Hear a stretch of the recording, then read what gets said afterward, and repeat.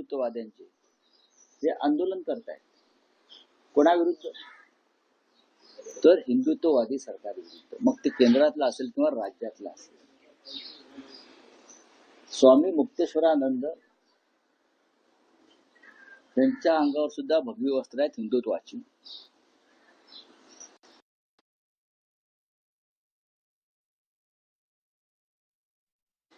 आणि योगींच्या अंगावर सुद्धा तीच वस्त्र आहे. आणि प्रधानमंत्री मोदी सुद्धा अधूनमधून निवडणूक काळामध्ये अशा प्रकारची रंगरंगोटी करून हिंदुत्वाच्या नावावर मतदान करतात. पण शंकराचार्यांवर भर रस्त्यामध्ये हल्ला झाला.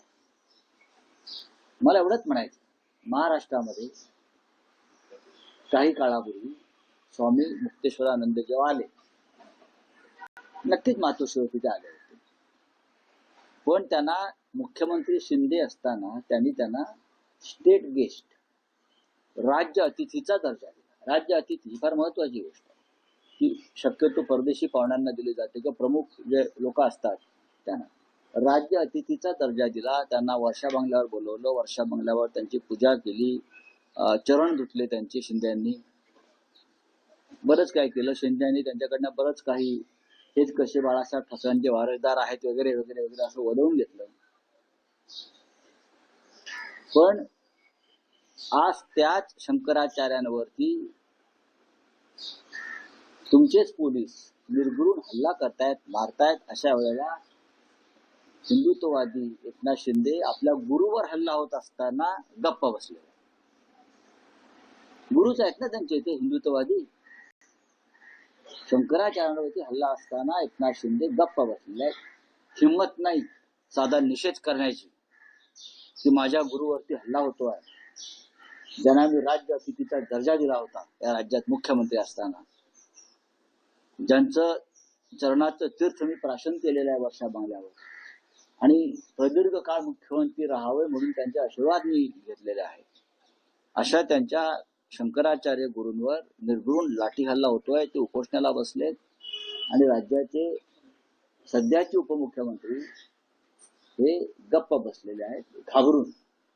दुसऱ्या एखाद्या राज्यात अशा प्रकारची घटना घडली असती तर शिंदेच काय, भारतीय जनता पक्ष सुद्धा तडा तडा तडा तडा तापलेला तळावरचा वाटाणा उडतो ना, तसे तापलेला तळावरच्या वाटाण्यासारखे तडा तडा उडले असते. हे फक्त मी समस्त अंधभक्तांच्या, ढोंगी हिंदुत्ववादी शिंद्यांसारखे त्यांच्या निदर्शनास आणून देत आहे. पण आता तुम्ही हा जो विषय मांडला, शिवसेना उद्धव बाळासाहेब ठाकरे पक्षाचा प्रतिनिधी स्वतः तिथे जाऊन स्वामींची भेट घेऊन त्यांना पाठिंबा देण्यासंदर्भात काही विचार करा. आम्ही त्याच्यावर त्याचा विचार करू, पण मी हे ढोंग उघडकीस आणलेलं आहे. आम्ही हे ढोंग समोर आणलंय. ज्यांना तुम्ही मुख्यमंत्री असताना राज्य अतिथीचा दर्जा दिला, ज्यांच्या पायाशी बसलात, पाय धुतले, त्यांच्यावरती हल्ला झाला, ते जखमी झाले. अनेक साधू संतांवर हल्ला झालेला आहे. तिथे अनेक साधू संत अत्यवस्थ आहेत इस्पितळामध्ये. हे तर मुलायम सिंग यादव यांच्या वरची कारवाई आहे.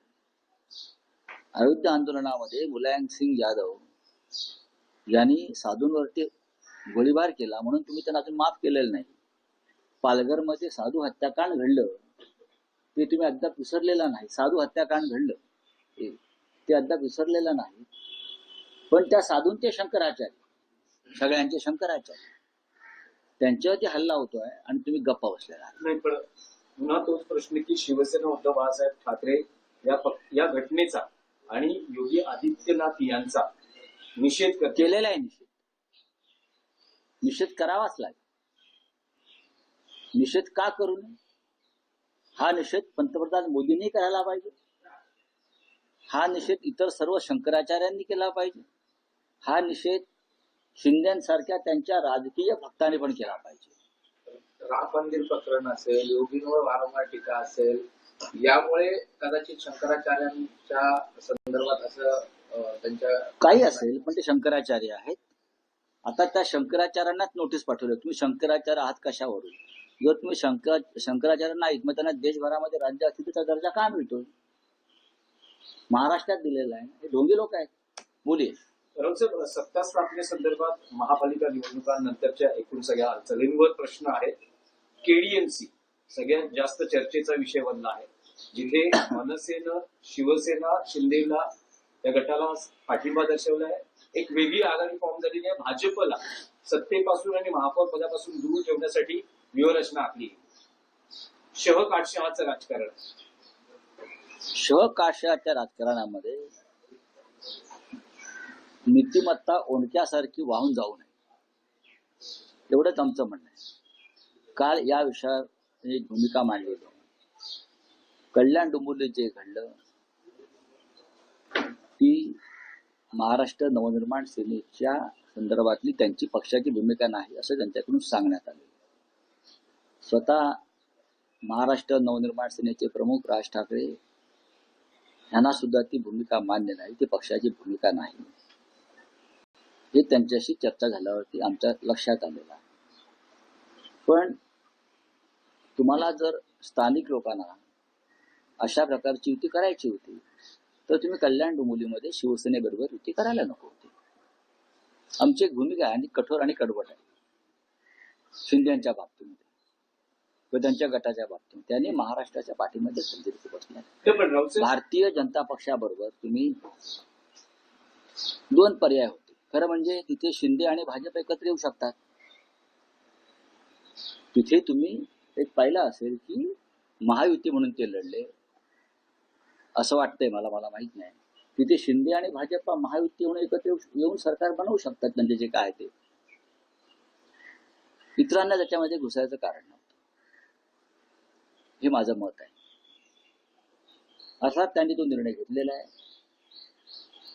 कोणत्या पातळीवर घेतला आहे ते त्यांनी सांगितलेलं आहे. त्याच्यावरती आता आम्ही याच्यावरती चर्चा न करता आम्ही अंतर्गत चर्चा करू. राज